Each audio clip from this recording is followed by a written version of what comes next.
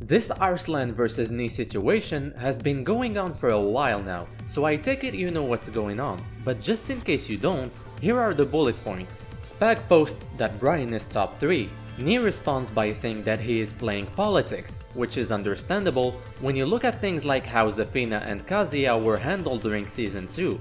Arslan enters the discussion with a video compiling other Pakistani players' opinions on Brian, and of course, it's all top 3s, top 2s and top 1s.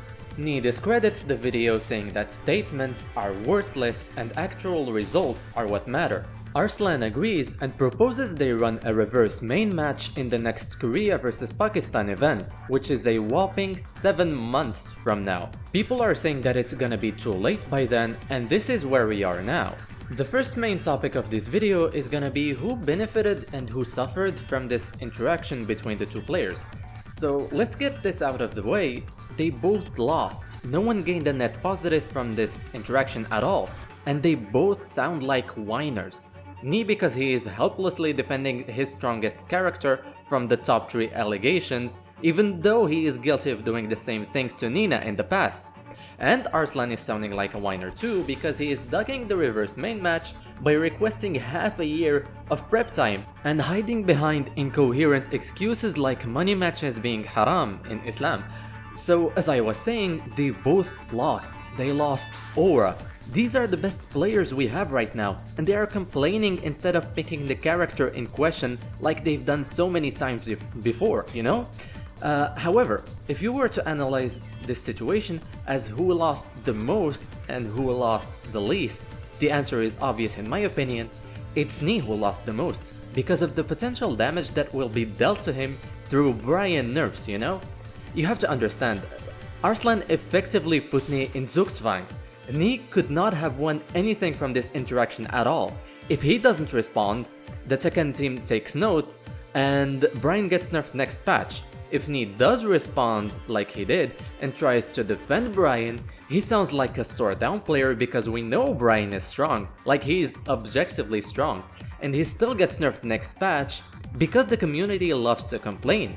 So as you can see, there was no way for Knee to win this exchange. In my opinion, the best thing Knee could have done is fully embrace his opponent's standpoint.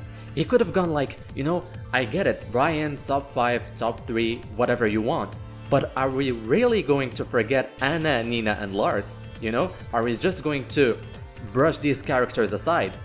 By pushing the anti-Arslan main agenda, he effectively deals as much damage as was dealt to him. Sure, maybe Knee characters like Brian and Feng are going to get nerfed next patch, but the Arslan characters like Nina, Anna and Lars are also going to get nerfed, making it so that the two players lose exactly as much as the other one. Both of the players' character pools get lowered in tier placements in the same way. The best way to put yourself ahead of your fellow competitor in Tekken 8 is not actually by training and getting better at the game and picking characters that work for you. In Tekken 8 you win against your opponent by complaining about their mains on Twitter and hoping that Murray sees it. Which brings me to my second and more important point.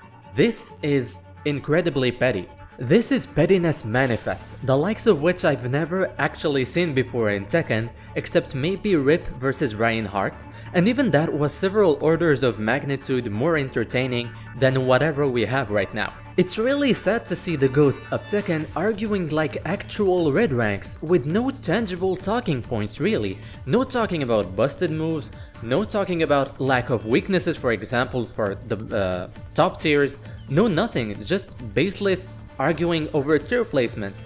And to be honest, the best thing we can do right now in my opinion is to put the blame on the root cause of this problem, which is Tekken 8's balance team. If it were not for the definitive proof that those guys use Twitter complaints to make changes to the game's balance, we would not be here, I can assure you. If the pros were not 100% certain that them complaining about a character would lead to said character getting nerfed, they would not bother with that at all. The only way to get out of this stupid situation, where we just complain about characters in an effort to get them nerfed, is for the balance team to show the community that they know what they're doing. And for that, they would need two things really, the first of which is a vision and an objective unique to each character, and the second is the tech and knowledge and the game development skill required to implement this vision. I could go over each of these in excruciating detail, but that's another topic for another video.